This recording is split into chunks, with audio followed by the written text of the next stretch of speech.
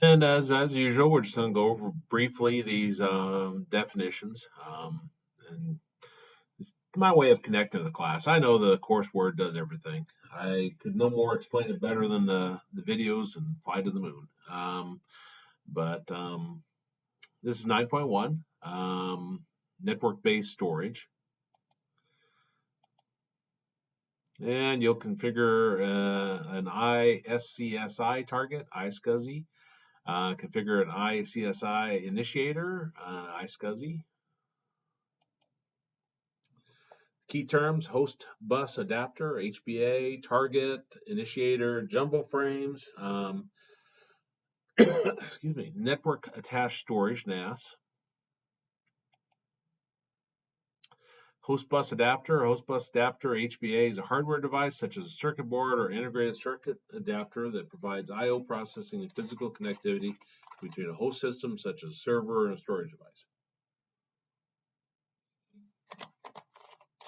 Target, in most cases, a computer's initiator and a data storage device target. Therefore, all SAN storage devices are called targets. The initiator, servers that connect to the shared storage device are called initiators. They run initiator software that connects to and communicates with the SAN target.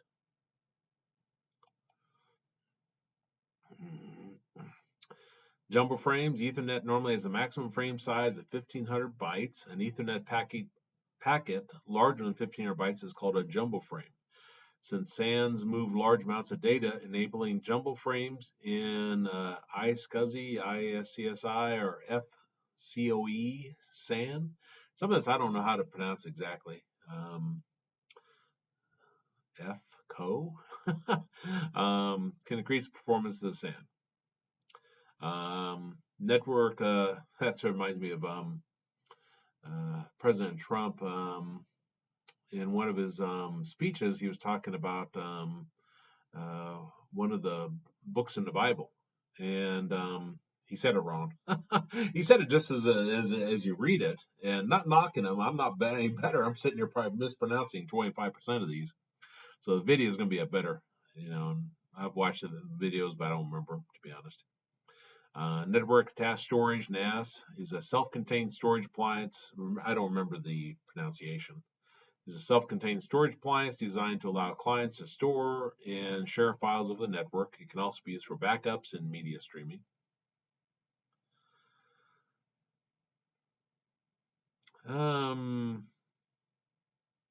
We had some of this at IFR, if I remember right. But again, it was to we had some special storage needs for the network, and I think it had to do with tech pubs. I can't remember what the system was called, but it needed special storage. It's where they're taking all their publications and storing it off into some kind of management system.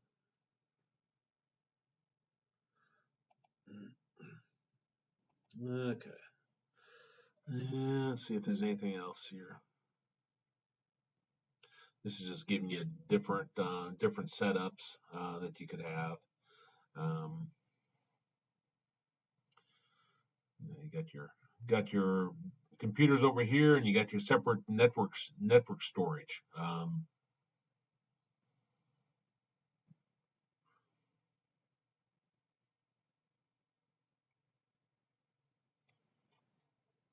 It's gonna drive me crazy now to think about that. Technical publications. Publications. NAS publications. NAS.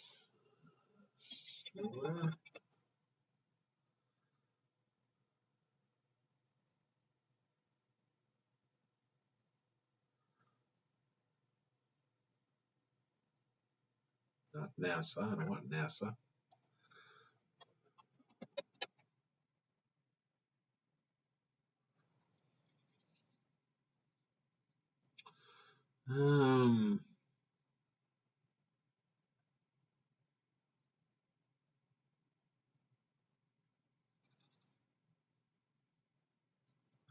Bothers me that I forget. So it wasn't too long ago. I guess it was 15, 16 years ago. I worked at IFR, and they were using some kind of NAS for their technical publications. None of these ring a bell on the first page here, anyway. Oh well. Let's see if there's anything else.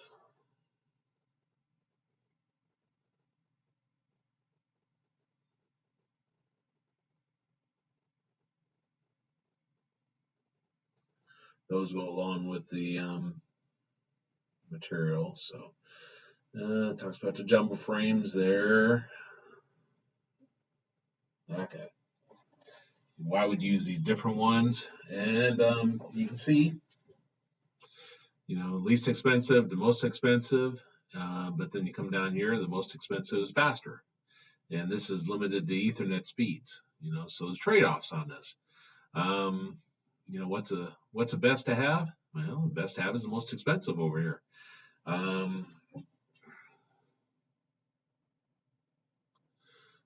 Most expensive, it's faster, does require specialized hardware and knowledge, so you have to have somebody trained in it. But see here, there might be some trade-offs on this. It says short distances less than 300 meters, where this accommodates longer distances. If you look at this, distance is up to 10 kilometers, a lot more than this. So there are other things besides expense that you have to consider. But oftentimes expense does drive it.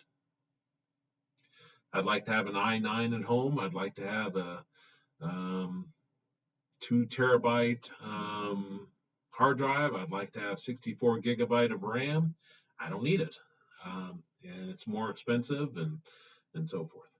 Business is no different. Every solution you deliver that you'll plan, you have to make this balance here. How much you want to spend. Okay. Talks about the difference between those. Those are expensive and fast. These are cheaper but slower. Okay.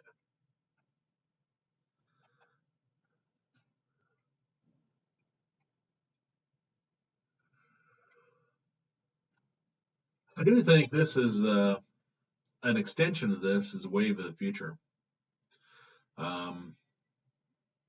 In my view, I think in 20 years from now, I could be wrong, but maybe even a lot sooner than that, I think you're going to have a lot of different types of networking available. I think your network servers and I think the storage for a lot of companies will be in the cloud. You'll have maybe like one server, one box sitting at the company, and it's going to be the director between all of your company's computers and that network resource. Problem now is everybody has here we have at least one person, maybe two people that are the network engineers. That person leaves, we got a real shortage. Person goes on vacation, there hopefully you have a backup for that person, otherwise they have to come in. And you got a severe issue there. Well, if you could have these all go into one particular place, and I know you'd have switches and so forth, but still, most of your server processing, most of your storage is done up here in the cloud.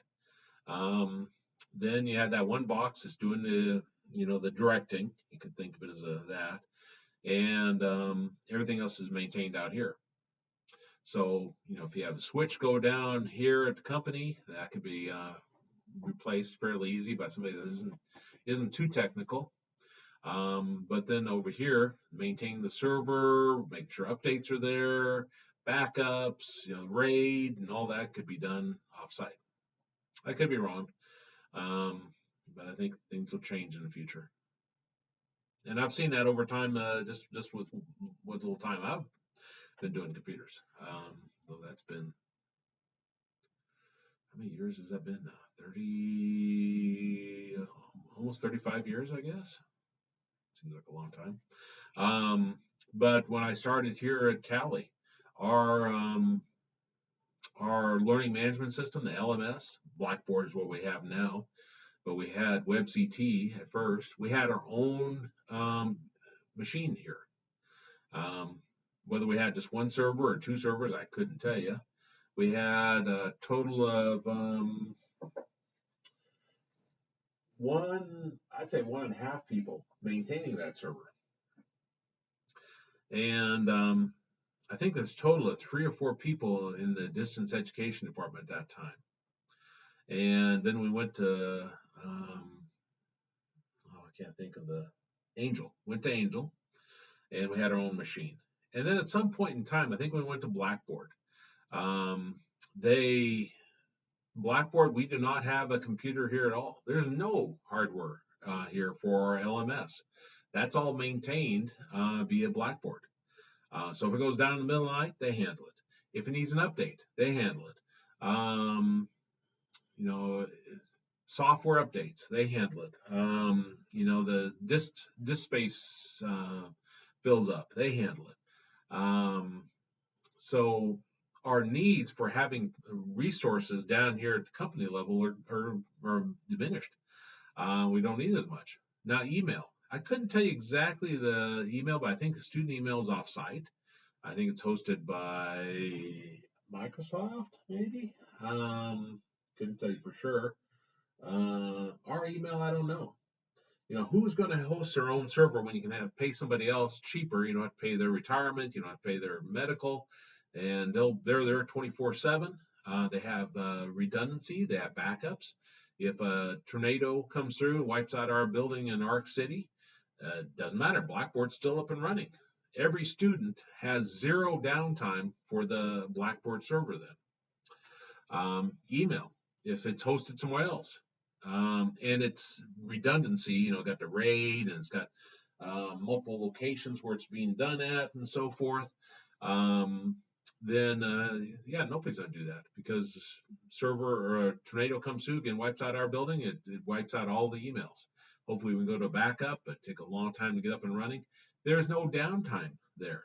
It's just a kind of a winning proposition all the way around. It's shocking if you look at how many servers that Amazon has. Kind of showing you where we're headed. Does Amazon have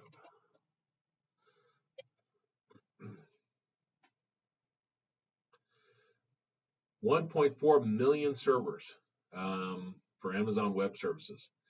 And web services is a wide variety, but we're not talking about just like the ordering app. There's a lot more to it than that. A lot more. They host sites. They provide applications. Yeah. How big is Amazon server farm? About 1.4 million total. Data centers to house between 50 and 80,000 servers. I cannot imagine going into a data center that has 80,000 servers in it. I'd like to see one of these days. That'd just be tour of the lifetime, I think. I'm not sure if they made pictures. Look at this. Microsoft now has 1 million servers. So we're talking some pretty huge infrastructures here.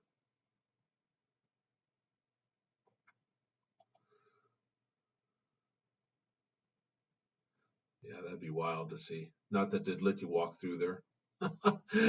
Unplug things. Anyway, I digress. So I think this is actually a pretty exciting topic. I think you'll enjoy the videos on it and so forth.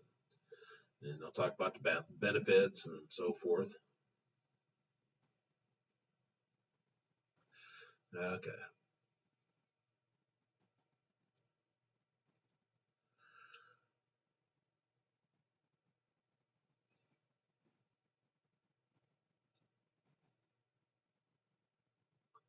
voice over IP.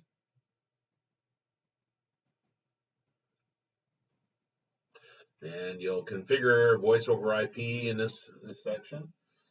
Key terms: voice over IP gateway, sampling, codec, code C, codec, network latency, jitter, unified communications. Now I don't know how you pronounce the VoIP, VoIP. I never have heard it pronounced. People always just say voice over IP from when I've been around them.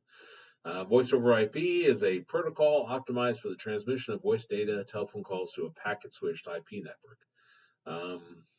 Again, trying to do some the integration of everything together.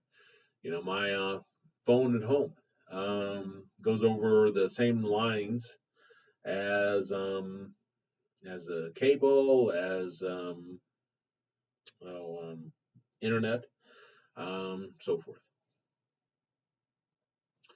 Okay, so it makes sense that you'd use the same technology. Okay, the gateways, voice over IP gateway converts voice and fax calls between the PSTN and your IP network in real time. Excuse me. Sampling and voice over IP, audio is converted from analog signal to digital signal through a technique known as sampling. Codec, a special algorithm called a codec, compresses voice over IP data to reduce bandwidth consumption. On the receiving end, the same algorithm is used to decompress the data. And this is not just restricted to voice, it's everything. You have an algorithm that transforms whatever signal you're sending. It's amazing to me when I'm watching cable TV at home. It's like magic to me. People probably don't even think about watching TV, but it's just unreal. You got this thin cable coming in the back of your TV. Well, it's going into the box first, but mine's coming into a box. And it comes from outside, so there's a little bit of hardware there, but not too much, in at least my house. And comes in, and I probably got 200 channels coming in through that one little wire. And you might say, well, it's voltage, and this and that and so forth. Well, that's just amazing by itself right there. But if you ignore the fact that if you've ever created like video and you didn't apply any kind of compression technique to it, it becomes so huge. I was creating an online class for a company one time, and I couldn't get the quality they wanted. They finally flew me out to Ohio, and I recorded in the studio there. But I couldn't get the quality they wanted. I finally took the compression off completely on my recording software on my computer, and I forget how many minutes I was doing, 3-4 minutes, and it was unreal how much of the hard drive space it took up. I mean, we're not talking just a little fractional part. We're talking like a third of the hard drive type of deal. I got a bigger hard drive now, but I realized that wasn't going to work. So anyway, they have a compression algorithm that transforms the signal so it can be transmitted. And then on the receiving end, it puts it back into the original format as much as it can. Sometimes it just loses data. I took a class on, what class was that? Transforming signals. Boy, that's bad. I can't think what the class is called. I got the book right here. Ripples in Mathematics, the Discrete Wavelet Transform. And it was about transforming signals. And so it's interesting, the mathematics behind it, if you're real curious. By the way, when I'm looking through this book and looking at different mathematics, a lot of it's algebra. Some of it's calculus. But I see a lot about college algebra in here. And it's going through all that when it brings your TV signal in, and you're making it so it looks decent on your screen. Anyway, there's a lot of codecs, video over the internet, to your phone, so forth. But have to have a receiving program to put it back into its original format. Okay, network latency is how long it takes for a packet of data to get from one point to another. Too much latency causes the voice over IP callers to talk over each other. I noticed this that we have quite a bit latency with our trying to think what our old IDL equipment. We still have it, and if you use it, there's just a like a pause, before they receive it on their end, and so it gets out of sync. I think there's a little bit of that over Zoom where people talk over each other. Jitter is a variation delay or latency of received packets. Latency going up or down during a call can cause unusual sound effects, minor pauses, jumps, choppiness, and I think everybody's seen latency in video. So kind of the same principle, but applied to other areas. There are appliances that plug directly into your network and provide a wide variety of communication services such as voice, voicemail, instant messaging, faxing. That's unified communications. Okay, let's see if there's anything interesting here.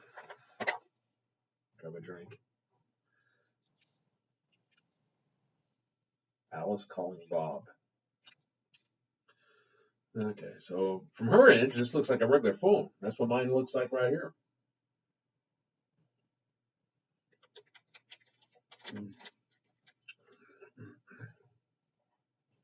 I'm not sure why they have it necessarily connected to a computer here. Doesn't have to be. Unless the computer they're envisioning is like some kind of machine behind the wall. But anyway, it goes through your wide area network so that Alice can talk to Bob, going through those different machines.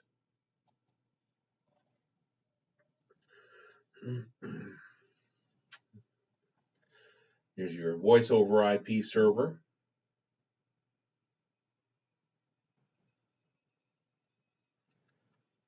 And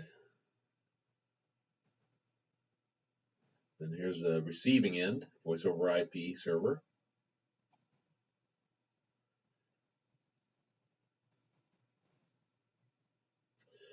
Let's see.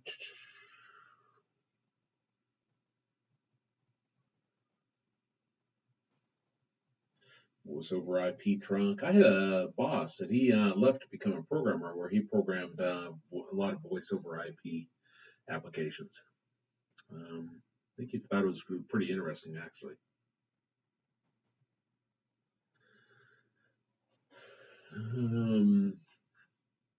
This is showing you can have a mixture, I guess, where you have your hard phone, a voice over IP converter coming in, and then your soft phones. Okay, that's probably about all in it. I'm getting wordy.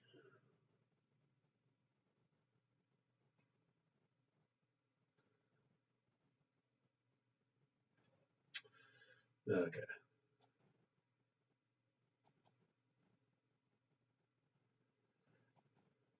9.3 virtualization.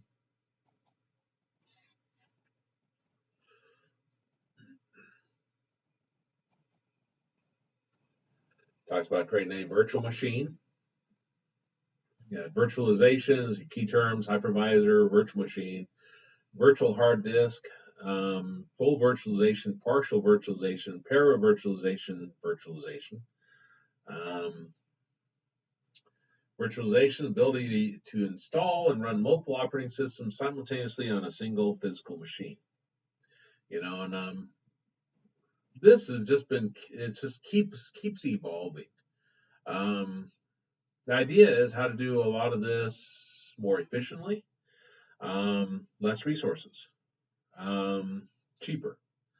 I remember we had some setup where we ran some of our software off the server, so ran it virtually, and you can do that now. They got some cloud services where you can sign up and you can run a Mac directly off their equipment. You can run a Windows off their equipment. I'm real curious if you can do this off of a Chromebook, because a lot of students anymore from the high schools are coming in with Chromebooks. That's what they're using at high schools. So the question is, if they need to do something on Mac or Windows, can they just run it off the cloud? And I don't know the answer to that yet. I do have a Chromebook now, but I haven't explored that yet. By the way, this is a natural evolution as it keeps keep trying to come up with better ways of doing that.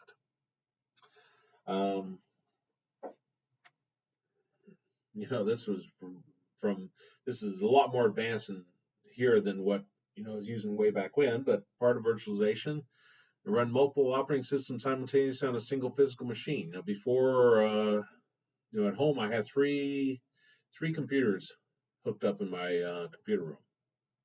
I have 2 monitors, 1 TV, 2 keyboards, 2 mice, and I unplugged the keyboard and mice for one of them, so I can attach it to other machines. I also have a place that I can hook up my laptop. So really, I have four connections. Now there's KVMs that allow you to share resources. I'm not real crazy about those. They keyboard and mice. It seems like they're real bulky, and I don't like the bulky. I'd rather just unplug it and plug in the other cables. It's cleaner. Not as slick technology wise, but again, how do you have it so you just have one computer in my computer computer room at home, one monitor, one keyboard, and one mice, period. But I can run on multiple operating systems and so forth. Hypervisor is a thin layer of software that resides between the virtual operating system and the hardware. A hypervisor allows virtual machines to interact with the hardware without going through the host operating system. Hypervisor also manages access to CPU, storage, and RAM. Virtual machine is a software implementation of a computer that executes programs like a physical machine. Virtual machine appears to be self-contained and autonomous system, but is running on a host computer and functions through a hypervisor. Virtual hard disk. Virtual hard disk is a file created within the host operating system and simulates a hard disk for the virtual machine. Full virtualization. In full virtualization, the virtual machine completely simulates a real physical host. This allows most operating systems and applications to run within the virtual machine without being modified in any way. In partial virtualization, only some of the components of the virtual machine are virtualized. The guest operating systems use some virtual components and some real physical hardware components in the actual device where the hypervisor is running. Operating systems or applications must be modified before they run in a partial virtualization environment. And para-virtualization, and a para-virtualization, the hardware is not virtualized. All of the guest operating systems running on hypervisor directly access various hardware resources in the physical device. Components are not virtual. The guest operating system runs in an isolated domain on the same physical hardware. Operating systems or applications must be modified before they can run in a para-virtualization environment. Okay, that's going to give you some. Let's go over those. By the way, Vmware is the big one in this. You got Workstation, EXXI. VMware's got a lot of products, but these are just their hypervisor types. Microsoft Hyper-V. I think I set that up on my computer before. I can't remember what product I did it for. Some software products require you to set these up. Zen and VirtualBox. Why is VirtualBox open source? I don't know.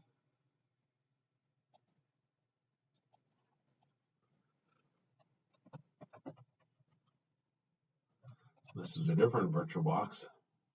Unless Oracle has it as open source.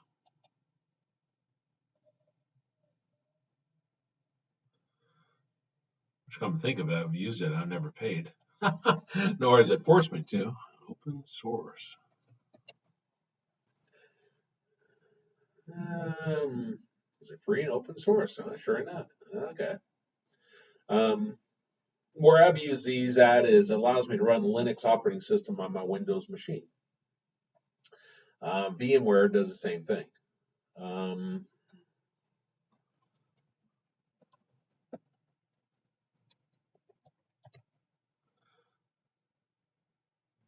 Virtual appliances.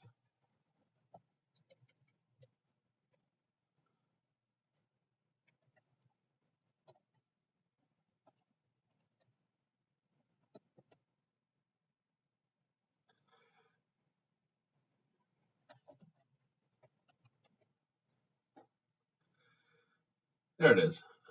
Couldn't remember. osboxes.org. Now this is just thinking about it from from a desktop standpoint. He's here. There we got images set up. As VirtualBox, which is your Oracle and VMware images. And these you can go ahead and set up and run, so you can have Linux running on your computer.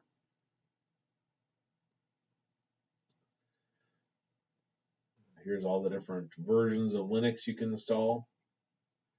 This is the hacking one. Yeah, you set up VMware. There's one college that they have an entire course on virtualization, and not just from the desktop standpoint, but from how does it work from the server standpoint. Okay, I guess that's it for that.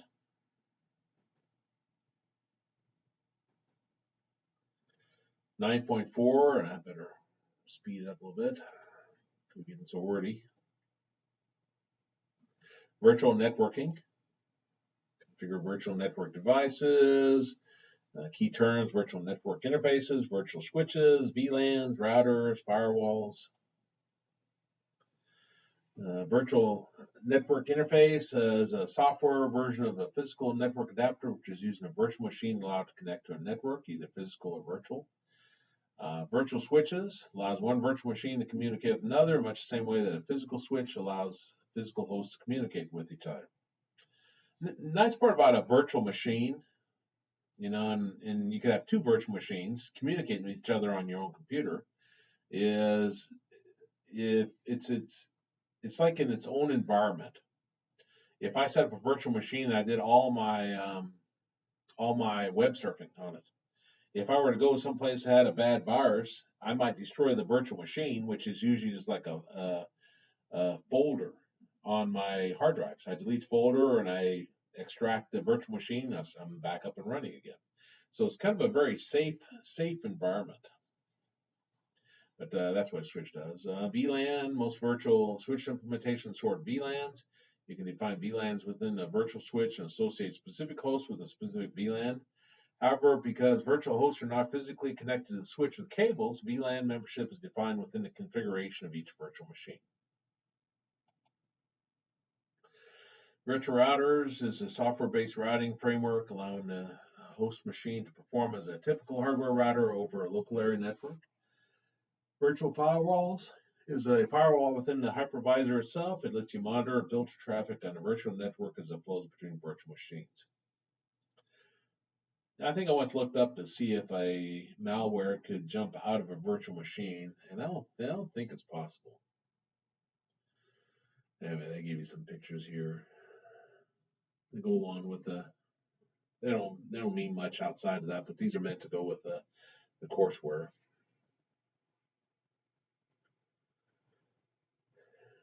This is I don't know what this is.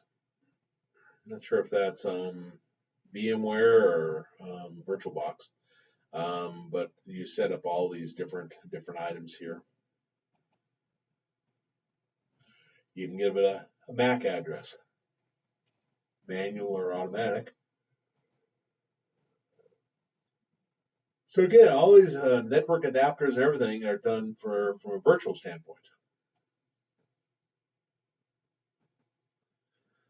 Okay. Cloud computing.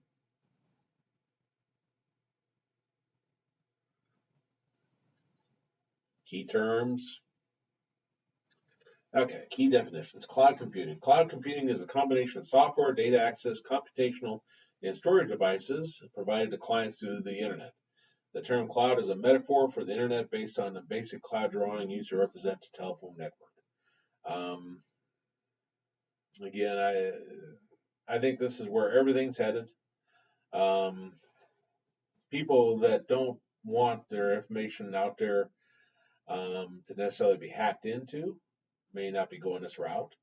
Um, because if you put something out there in the cloud, then they could potentially hack into it. I'm not talking about individual people. I'm talking about companies, like a private company. Um, they might not put it out there. A politician, maybe they don't want it out there because you can get in and get the information. They'd rather have the server in their basement, where maybe it's a little bit more secure. Not the case I'm referring to, but public cloud, cloud-based computing resources such as platforms, applications, storage are made available to general public by cloud service providers, such as Google's Gmail. A public cloud can be accessed by anyone, though some may require a fee. Most people don't know this, but besides Google, Google's Docs and Sheets, which is their version of word processing and a spreadsheet, Microsoft has free versions of their software out there that you can use. Office 365, you can run some of that. Not all the features, but you can some of it off of the cloud. Means that I can sign into anything and I can do those. So it's becoming an interesting world with the public cloud and private cloud. Okay, private cloud provides resources to a single organization. Private clouds can be hosted internally, but because of the expense and expertise required to do so, they're typically hosted by an external third party. If you can have a resource, program that everybody can run, and I don't have to install it on everybody's computer, and all 500 people have access to run it. Somebody else is hosting it, perhaps. No configuration, no expense there. All I do is got to train my people to use it. Yeah, I mean, it's makes so much sense to use all of these in this format. Community cloud is designed to be shared by several organizations. Hybrid cloud, a combination of public, private, and community cloud resources from different service providers. Infrastructure as a service, IaaS, delivers infrastructure to clients such as processing, storage, networks, and virtualized environments. The client deploys and runs software without purchasing servers, data center space, or network equipment. You got a small organization, got 3 computers, but they want to be able to talk to each other. They want to be able to save files and share the files and so forth. Some of these would be good options for them. They can't hire somebody full time or part time. So platform as a service, PaaS, delivers everything a developer needs to build an application. The deployment comes without the cost and complexity of building and managing the underlying hardware and software layers. I wonder if that would be what Mac in the cloud is, or if that would be software as a service. Maybe both. SaaS delivers software applications to the client either over the internet or on a local area network.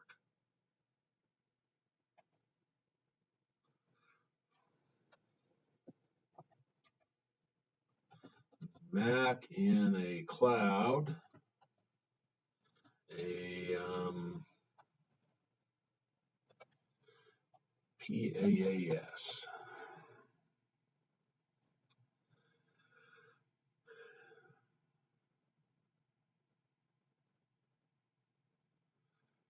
That's interesting. Apple's iCloud. I don't know much about Apple.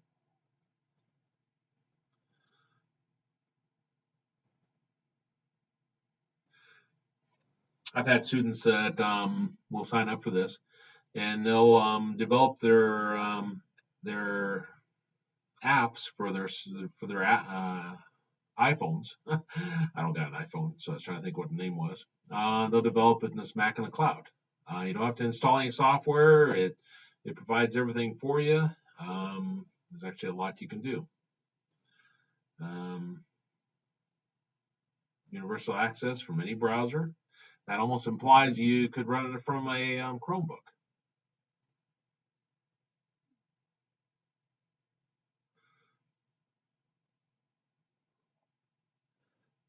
No remote desktop client application needed. Now you can use any browser from your Mac, Windows, PC, Linux machine, or your, it didn't say,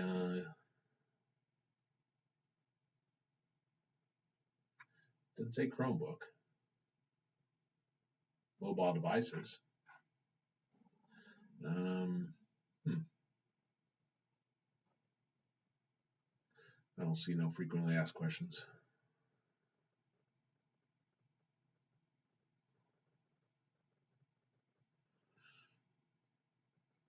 But they're out here. Different services that can be provided. Okay, I think that's probably all in that.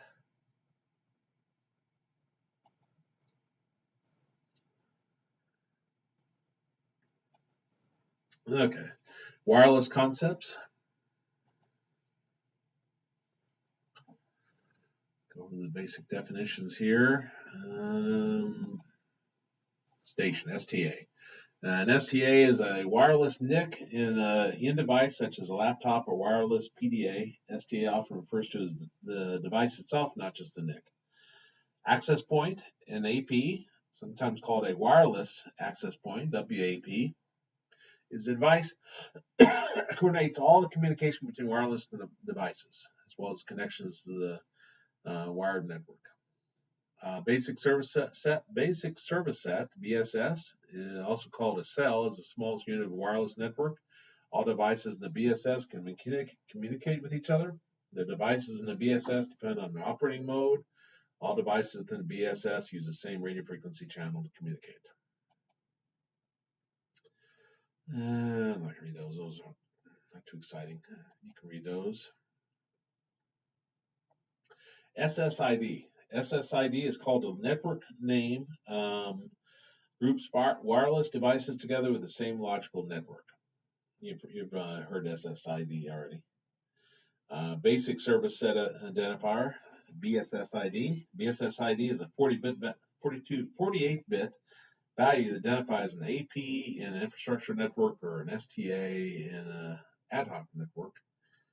Okay.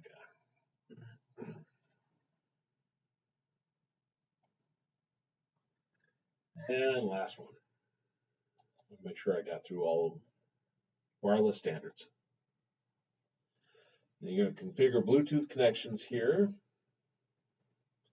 We got these.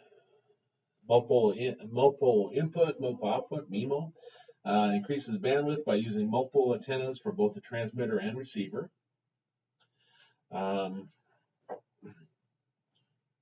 Probably, if you've looked at the specifications for your wireless router, is probably where you've seen that the most. Channel bonding combines two non-overlapping 20 megahertz channels into a single 40 megahertz channel, resulting in slightly more than double the bandwidth.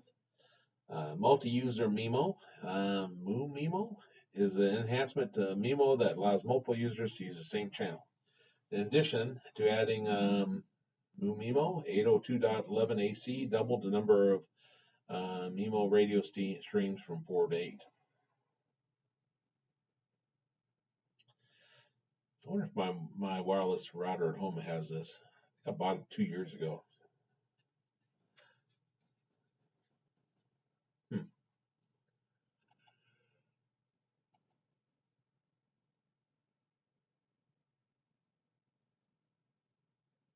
All of this goes back to a couple of different concepts: your speed and the range.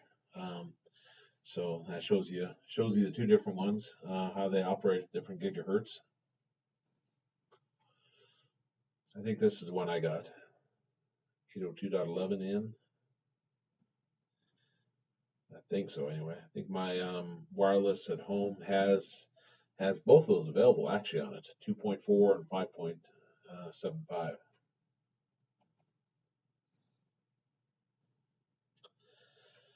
I bought the best I could.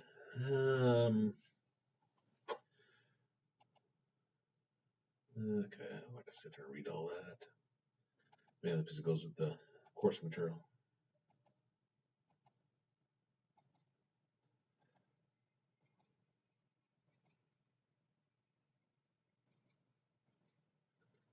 Talks about infrared, Bluetooth.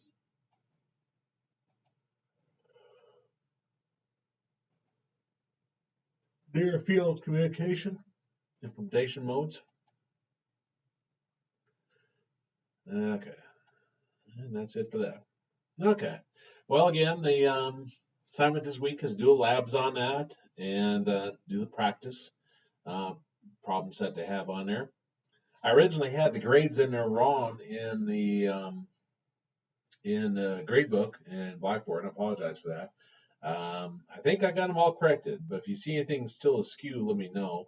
I had put up to a certain section in there, but I put zeros in because the export, you have to specify the date range on it. And it was downloading all the columns, and I was seeing a bunch of zeros. And I thought, aren't they doing this? And then individual pointed out to me, and it's like, oh yeah, that's my screw up. I should have realized what that date range was meant for. So I reran it with the appropriate dates put in there, and it downloaded the data then. So if you have any questions, be sure to let me know. But otherwise, have a great week.